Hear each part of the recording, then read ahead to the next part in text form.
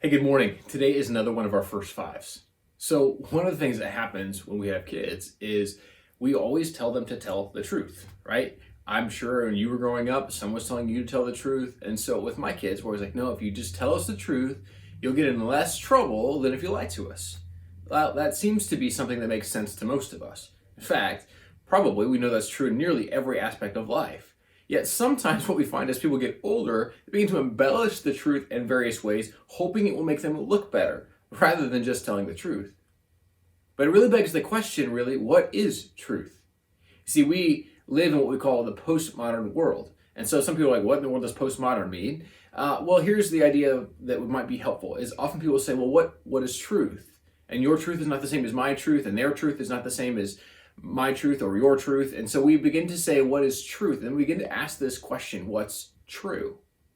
Right? If we take it to culturally, what we see right now, we see fake news or false news, or at least declaring things that are fake or false news, which often is not true in and of itself. But what we begin to find, look at the scriptures, is this question exists there as well. So here in John chapter 18, the scene is Jesus has been arrested. He's standing before Pilate, the Roman governor, and here's what happens. "You are a king then," said Pilate.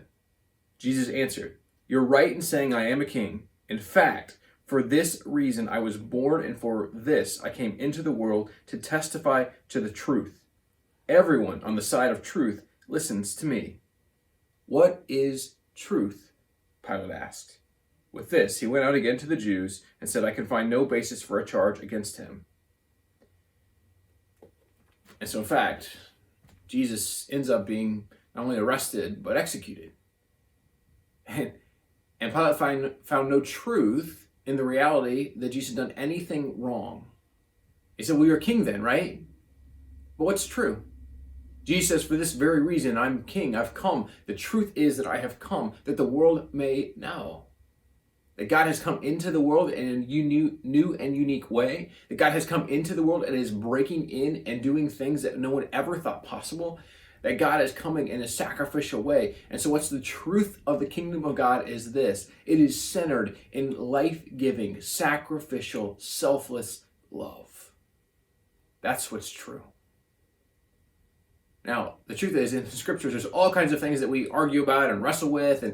And so I want to say, here's what I think is really important for us in these days, especially in these days. There's a quote by Augustine that Wesley then borrowed, and it just goes like this.